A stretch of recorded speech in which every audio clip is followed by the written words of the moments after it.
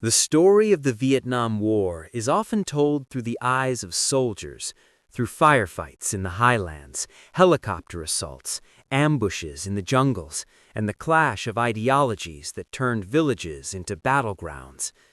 But behind the noise of artillery and the crack of rifles was another battlefield, quieter but far more enduring, the lives of millions of civilians whose worlds were shattered, reordered, and forever stained by war.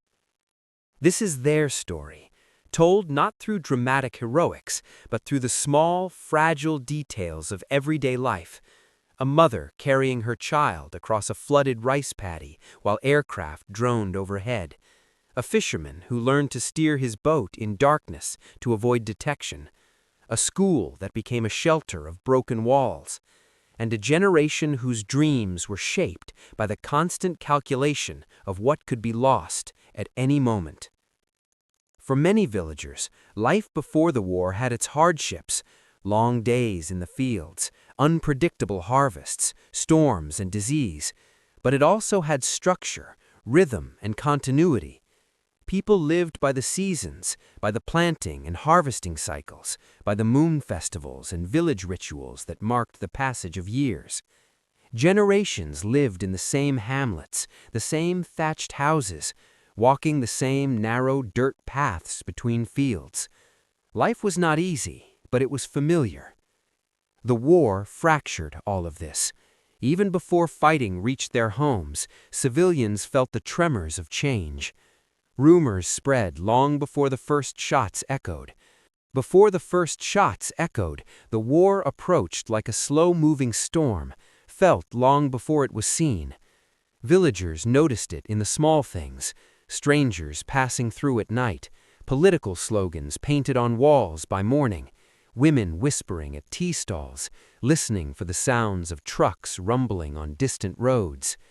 They noticed it in the way the markets changed, rice prices creeping upward, salt and cooking oil becoming irregular, cloth sellers disappearing for weeks at a time. Older residents would later say that the war did not arrive with soldiers or gunfire, but with unease. In many villages, especially in central Vietnam, the first sign came from the air. Not bombs, not yet, but the distant hum of aircraft that civilians learned to interpret like a second language. A faint drone meant reconnaissance. A deeper, slower thrum meant helicopters. A heavy, rolling growl meant bombers. Children would run outside and point at the sky. Adults would tell them to come back inside. And then came the strangers, armed men who arrived quietly, wearing sandals made from old tires, slipping between bamboo groves like shadows. They spoke softly, asking for food or water, for a place to sleep. Some villagers knew them, others only knew what they had heard. They called themselves liberation fighters. To many civilians, they were simply men caught in a struggle far bigger than anyone could fully understand. Then came the other soldiers, the ones in uniforms pressed and clean, with boots that shone and rifles slung confidently over their shoulders. They spoke in voices unfamiliar to many villagers, northern accents, southern accents, foreign accents. They gave instructions, warnings, sometimes gifts like canned meat or biscuits. They also asked questions. Who passed through here? What did they say? Where did they go? Caught between two tides, civilians learned quickly that neutrality was dangerous. Hospitality could be seen as betrayal. Silence could be interpreted as defiance. The safest choice was often the hardest, to say little, to do little, to survive quietly. But war does not allow quiet for long. In the provinces of Quang Ngai, Quang Tri, and the Mekong Delta, the first explosions shattered early morning routines.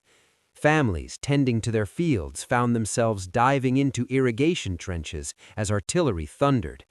Mothers instinctively wrapped their arms around their children's heads, holding them low as the ground trembled.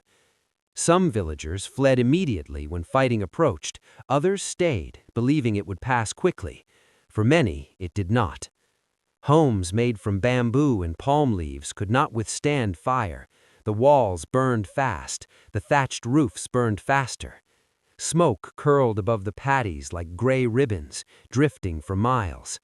By mid-1965, tens of thousands of civilians were on the move, carrying baskets, bundles, livestock, sometimes only the clothes they wore.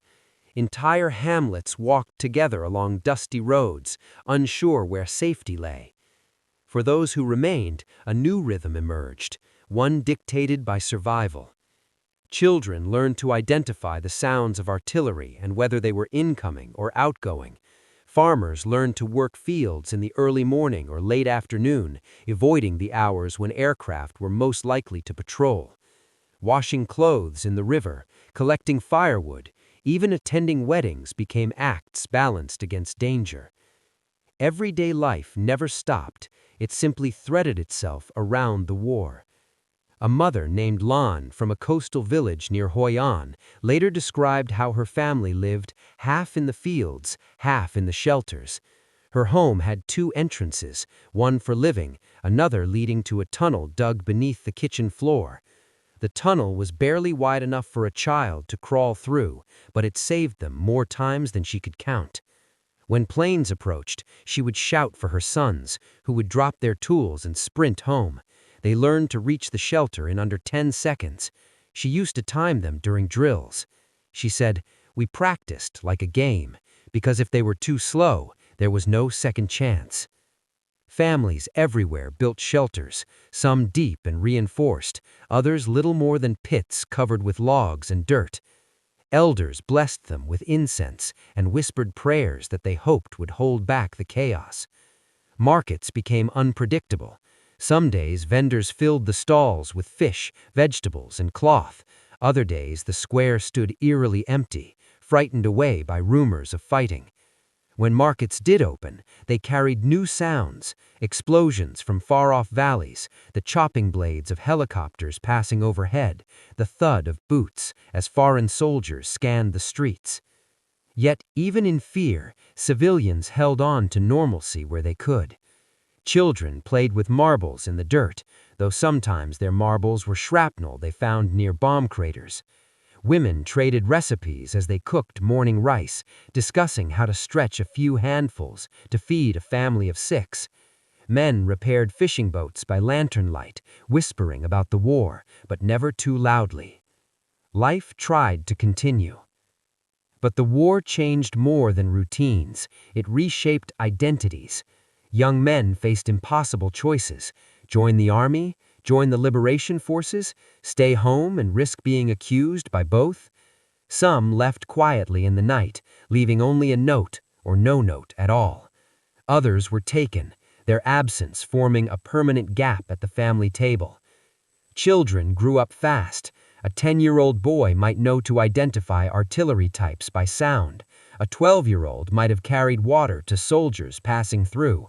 A 14-year-old might have lost siblings, parents, or entire homes.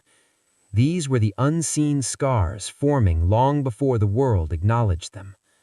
As the war expanded, civilians became not just bystanders, but the landscape through which armies moved.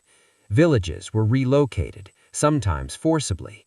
Strategic hamlets were erected with fences and checkpoints that reshaped centuries-old communities. Traditional land boundaries vanished. Ancestors buried in family plots were left behind as people fled. As one elder later said, "We lost not just our homes, we lost where our memories lived." By late 1966, the war had truly arrived everywhere. No region was untouched. The Central Highlands trembled under artillery duels. The Mekong Delta's waterways churned with patrol boats and firefights. Cities like Hue, Da Nang, and Saigon felt the pressure build with each passing month. Civilians found themselves adapting to a life with no guarantees. Weddings were held quietly, without music, in case soldiers passed by. Funerals were rushed, with prayers said in whispers. Births took place in underground shelters or beneath flickering lamps during power outages. But the human spirit endures, even under fear. In some villages, teachers continued holding classes despite the danger.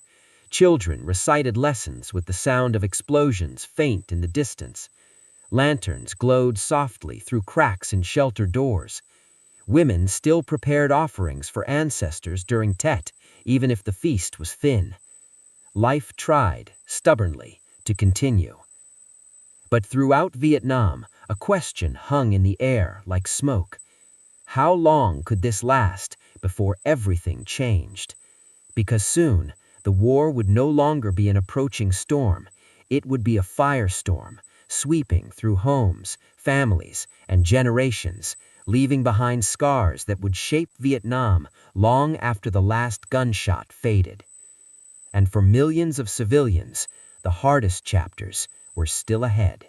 For civilians across Vietnam, the moment when the war truly arrived was rarely a single explosion or a single battle. It was a gradual tightening, like a rope pulling through the hands until the burn became impossible to ignore. For some villages, it began with soldiers appearing at the gates. For others, it was the night the sky turned orange. For many, it happened the first time they saw a neighbor carried home in silence, wrapped in the mat. The front lines did not behave like boundaries on a map. They moved unpredictably, curling around hamlets, jumping rivers, engulfing places that had been peaceful for generations.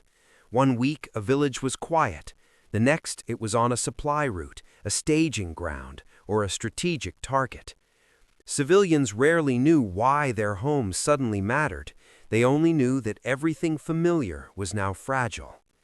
In the central provinces, families often woke before dawn to the distant pop of rifle fire.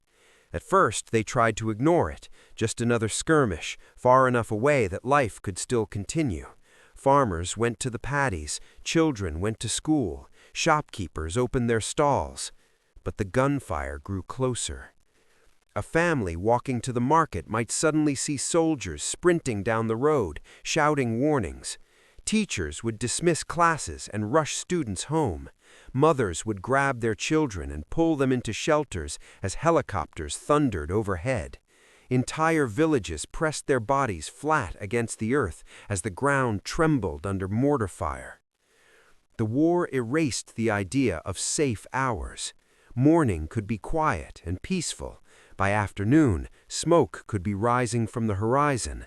Nighttime, once a period of rest, became the most dangerous time of all. Soldiers moved at night, convoys rolled at night, patrols crossed fields at night. Civilians learned to sleep lightly, ready to run at the first explosion. In some regions, people slept in their clothes. In others, families rotated who stayed awake, listening for danger. A mother might sit at the doorway, a small lamp beside her, while she watched the road and prayed her children would make it through another night. The greatest fear, repeated in testimonies for decades afterward, was not death, but confusion, not knowing who was outside the house, not knowing what the soldiers wanted, not knowing what mistake might lead to punishment. When armed men demanded information, food, or shelter, villagers knew that answering incorrectly, whether intentionally or not, could make them enemies to the other side. This fear hollowed out communities. A fisherman from the Mekong Delta later said, "I feared the night more than I feared the war." He kept his boat tied close to the house and taught his children how to stay silent if strangers approached. A grandmother from Binding recalled how her family had a plan for every scenario: who grabbed the water, who grabbed the blankets, who carried the youngest child. She said, "We practiced escaping like others practiced singing." Roads became uncertain spaces. Traveling even short distances carried risk. A father taking rice to a neighboring village might find himself questioned by soldiers who suspected him of delivering supplies to the enemy. A mother walking home from the market might encounter a patrol sweeping the area, forcing her to take cover in a ditch until they passed. Entire communities learned to move in patterns shaped by survival. Women traveled in groups. Children were told to avoid shortcuts through forests. Men knew to carry only what they needed, never more than could be explained simply. Villagers paid close attention to the smallest details: fresh footprints on the path, ashes in the forest, new faces at the market, a missing dog. Even the way the birds behaved, flocks scattering suddenly, could be a signal to hide. Bombing changed everything. Civilians could endure the presence of soldiers, even the occasional firefight, but aerial attacks introduced a scale of destruction far beyond anything they had imagined. Bombs did not choose targets with the precision civilians hoped for. They fell where they fell, and when they did, everything changed in seconds. Houses vanished into fragments of bamboo and palm, water jars shattered, cooking pots twisted, livestock lay dead or scattered. Families crawled from the rubble in shock, their ears ringing, unable to comprehend how a normal morning could become devastation in an instant. In areas targeted repeatedly, villagers adapted in ways unthinkable before the war. Families built underground bunkers beneath their houses, reinforced with logs and soil. Some hamlets dug an interconnected network of tunnels, small and claustrophobic, but life-saving. Children learned to stay close to these shelters, aware that a few seconds could make the difference between life and death. The smell of bombed earth became part of daily life, the mix of smoke, soil, and something metallic. Civilians described the sensation of returning to the surface after a bombardment as surreal, stepping into a world reshaped in minutes. Even after the bombing stopped, the danger lingered.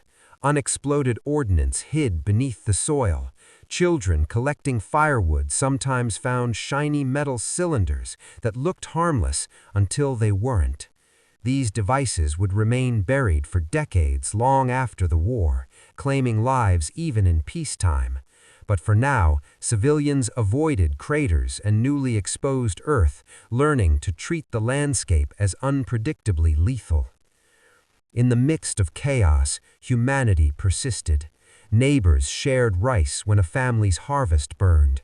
Women carried injured strangers to makeshift shelters.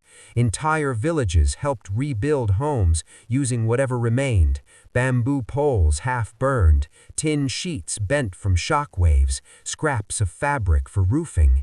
The reconstruction was slow and exhausting, but it was also a form of resistance, proof that life would not disappear without a fight. Families who lost everything often stayed with relatives or crowded into communal halls. Some lived in the open air for days, building temporary lean-tos until they could start again. Others chose to leave entirely, joining the swelling movement of displaced people heading towards cities. But even cities offered no guarantee. Saigon, Hue, Da Nang, and Con Tur became magnets for refugees, their streets filling with families carrying wooden boxes, blankets, and the few valuables they had managed to save. Camps formed on the outskirts, crowded and unsanitary, but safer than the battlefields they left behind.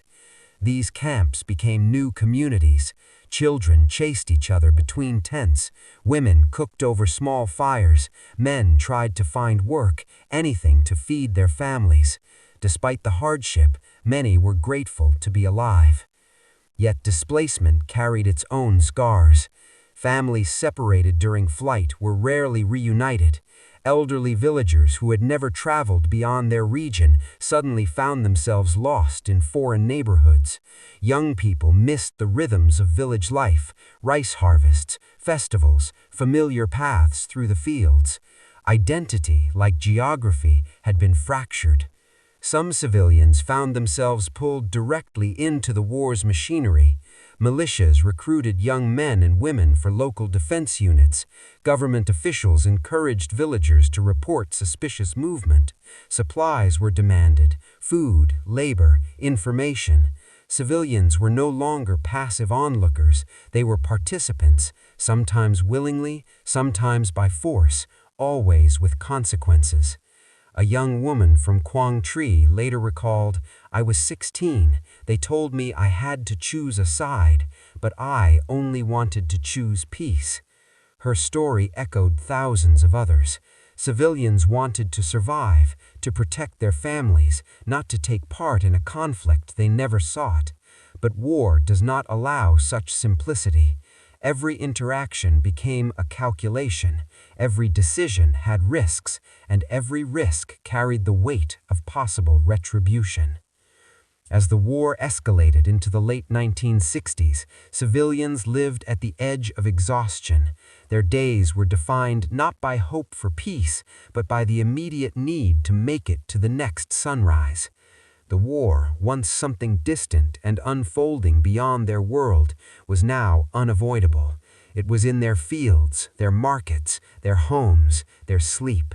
It shaped the voices they heard, the paths they walked, the food they ate, the futures they imagined.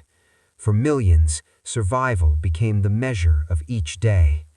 But the deeper scars, the ones that would last decades, were only beginning to form. For civilians caught between armies, the most dangerous part of the Vietnam War was not always the battles. It was the space in between them, the gray areas, the roads where footprints mixed, the shadows where loyalties blurred, the invisible front lines that cut through villages, families, and lives like invisible wires. Most civilians wanted only to survive, but survival itself became a political act. In many rural areas, the front lines shifted weekly, sometimes daily. One evening, government soldiers might arrive, securing the hamlet, questioning residents, warning them about the presence of insurgents. Villagers nodded politely, offering water or tea, trying to appear cooperative without appearing too cooperative.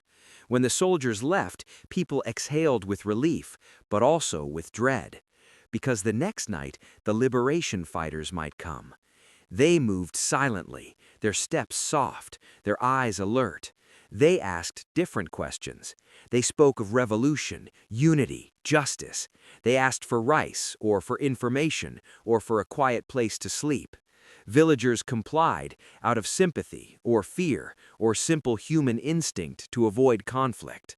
No one wanted to betray either side, but to each side, neutrality looked suspicious. A family feeding soldiers one day and guerrillas the next risked being labeled traitors by both.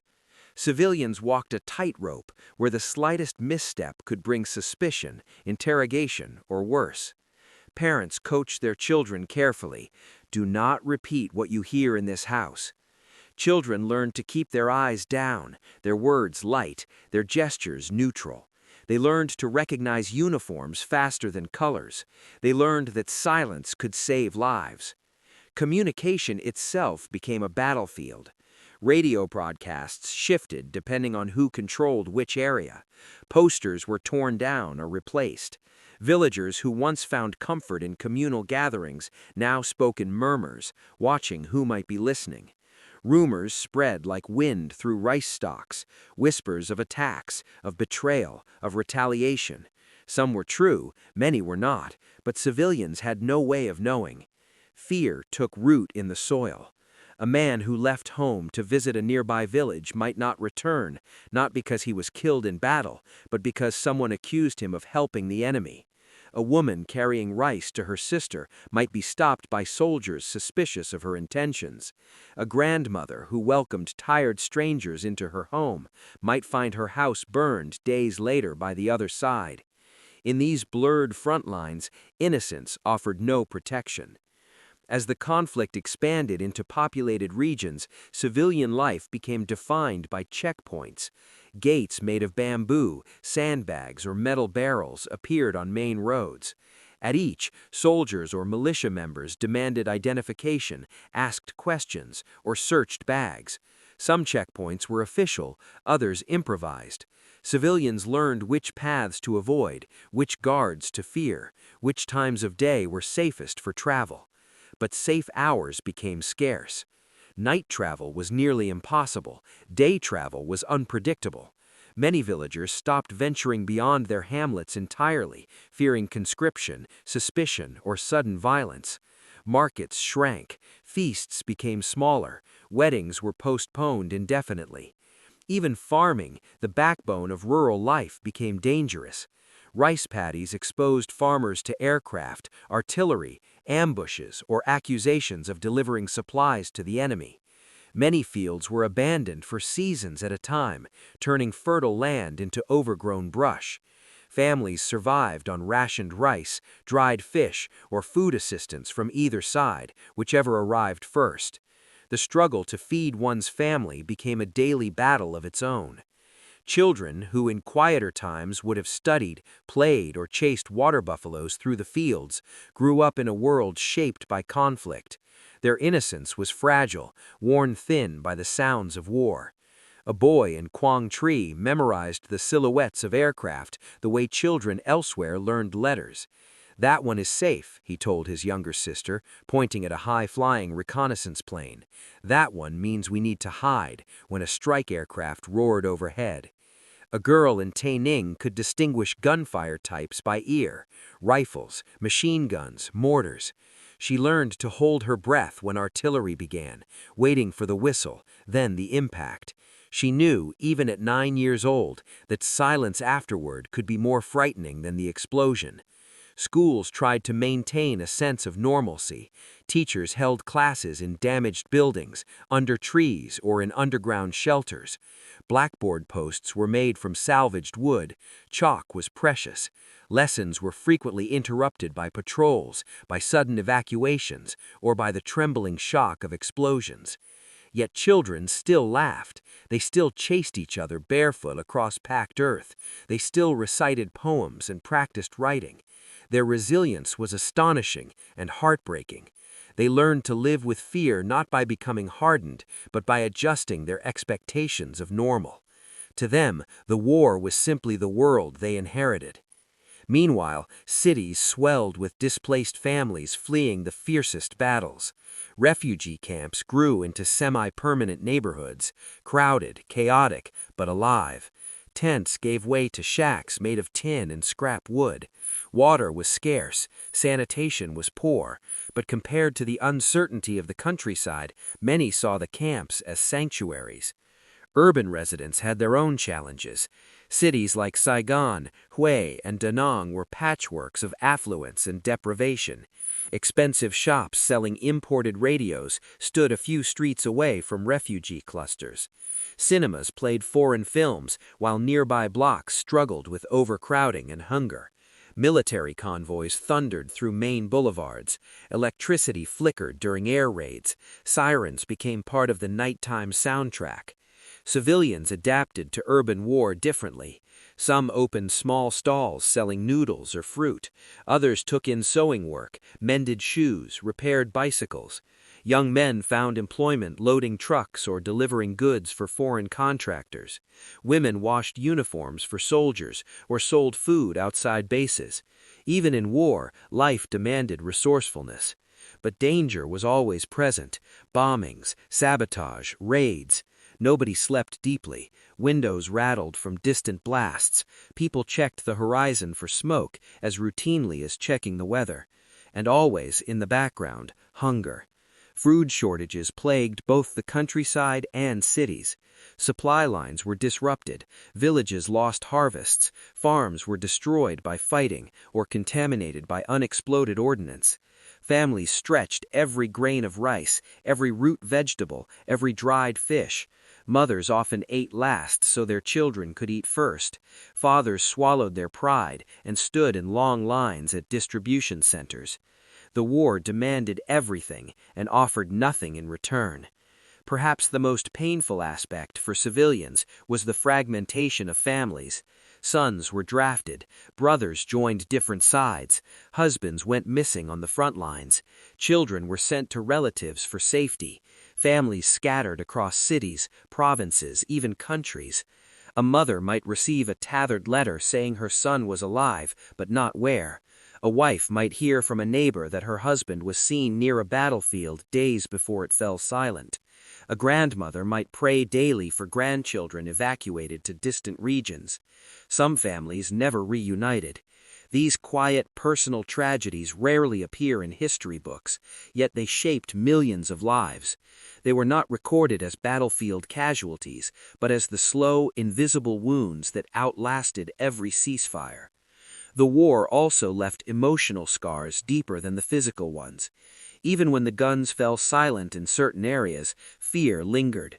A sudden loud sound could send children running. Smoke on the horizon sparked panic. The drone of aircraft froze villagers in place. At night, even in peace, many slept lightly, alert to threats that no longer existed. Civilians learned to hide their emotions. Mourning happened privately, often silently. With danger everywhere, open grief sometimes felt like a luxury. Families buried loved ones quickly, sometimes without markers, sometimes at night. Many graves were lost or abandoned as populations moved. Pain accumulated quietly, without ceremony. In the spaces between battles, civilians created their own forms of resilience. They held small celebrations, whispered prayers at ancestral altars, cooked meals from almost nothing, taught children songs, repaired what they could, and found meaning in community. Their strength did not come from bravado or weapons. It came from endurance, from the simple but extraordinary decision to wake up each morning and keep going. For civilians, living between the front lines was not just a matter of avoiding bullets. It was learning to carry fear with dignity, to hold on to identity in a world determined to erase it, to protect family when the landscape itself seemed hostile, to rebuild even when destruction felt inevitable. These unseen battles were as defining as anything fought on the plains of Ia Drang, the hills of Khe Sanh, or the streets of Hue. And as the war escalated towards its most violent years, the civilian struggle would only deepen. As the war dragged into the late 1960s and early 1970s, civilians were left to navigate a world where survival was measured in moments and recovery was only ever partial. The battles had moved, yet their echoes remained everywhere. Fields lay scarred with bomb craters. Forests bore the skeletal remains of trees shredded by napalm, and villages, some once vibrant, were now skeletons of their former selves. The survivors carried with them memories no history book could ever fully convey. The sound of helicopters overhead, the smell of smoke in the morning, the cries of those lost, and the gnawing fear that the war could return at any moment. Generations were defined by these memories: children who had seen death, teenagers who had lost family, adults who had become adept at hiding both fear and grief. In rural regions, rebuilding was painstaking. Families returned to partially destroyed homes, repairing walls with bamboo, thatch, or scrap metal. Rice paddies needed replanting, but the soil was often contaminated with chemicals, unexploded ordnance, or poison sprayed to deny food to the enemy. Water sources were disrupted, forcing long treks for clean drinking water. Villagers learned to identify and avoid contaminated fish and livestock, and to purify water using simple techniques: boiling, straining, or using sand and charcoal filters. The psychological wounds were deeper than the physical. Mothers who had witnessed their children carried off or killed, fathers who had been forced to leave homes and fight, children who had seen neighbors die in front of them, all bore silent burdens. Post-traumatic stress, depression, and anxiety were common, though rarely discussed. Many villagers adapted by suppressing memories, compartmentalizing grief, or focusing entirely on survival and rebuilding. Some turned to prayer, rituals, or ancestral worship for solace. Education, once a lifeline for young people, had been disrupted for years. Schools had been closed, buildings destroyed, teachers killed or displaced. Even after the fighting moved on, there was a shortage of educators and materials. Classrooms were often held in temporary shelters or under trees. Despite the hardship, communities prioritized education, seeing it as a way to reclaim some sense of normalcy and hope for the next generation. Healthcare was another challenge. Hospitals and clinics were scarce or destroyed, and medicine was often unavailable. Injuries, malnutrition, and disease were rampant. Local healers played a critical role, using traditional methods to treat wounds and illness. Families relied on ingenuity, boiling herbs for fever, applying poultices for infection, and caring for the ill at home when there was nowhere else to go. Displacement and migration left deep social scars. Many families never returned to their original villages. Entire communities were resettled in unfamiliar regions. Kinship networks were fractured, creating loneliness and uncertainty. People learned to adapt, to form new networks, and to find a sense of belonging in new places. These migrations shaped the social landscape of Vietnam long after the war, influencing politics, culture, and community dynamics. Despite all, civilians found ways to endure. Villagers rebuilt temples, organized communal festivals, and maintained rituals for the deceased. Songs, stories, and oral histories preserved memories of the war, not just as heroism alone, but as shared suffering, resilience, and human endurance. Communities taught children about the war not just through history, but through lived experience. Cautionary tales, survival skills, and moral lessons about courage, empathy, and cooperation. By the time the war ended, the landscape of civilian life had been fundamentally altered. Homes, farms, forests, rivers, schools, markets, everything bore the imprint of conflict. The war's legacy was written not just in monuments or casualty statistics, but in the quiet persistence of families, communities, and the human spirit. The scars were unseen in the sense that they were not always visible, yet they were pervasive, lasting, and profound. Every villager carried them in memory, in habit, in fear, in hope. And for many, the process of healing would take decades, sometimes an entire lifetime. But through it all, one truth remained. Civilians were neither collateral nor background. They were participants in the war's story, enduring and resisting in ways that were silent, patient, and often invisible. Their courage of adaptation, endurance, and survival became a testament to the resilience of the human spirit in the face of relentless adversity. The Vietnam War may have ended in 1975, but its unseen scars lingered for generations. Lives once measured in peaceful rhythms were now defined by the capacity to rebuild, to protect, and to endure. Children who survived carried the memory of chaos into adulthood. Adults who survived became the living archives of what it meant to persevere amidst total disruption. Communities that survived learned to treasure every small sign of continuity, every harvest, every homecoming, every celebration, because they had seen how quickly life could be torn away. And in this way, the civilians of Vietnam became not merely witnesses to history, but its living, breathing legacy. They survived, they endured, and their stories, unseen, unrecorded, but indelible, continue to shape the understanding of war, humanity, and resilience.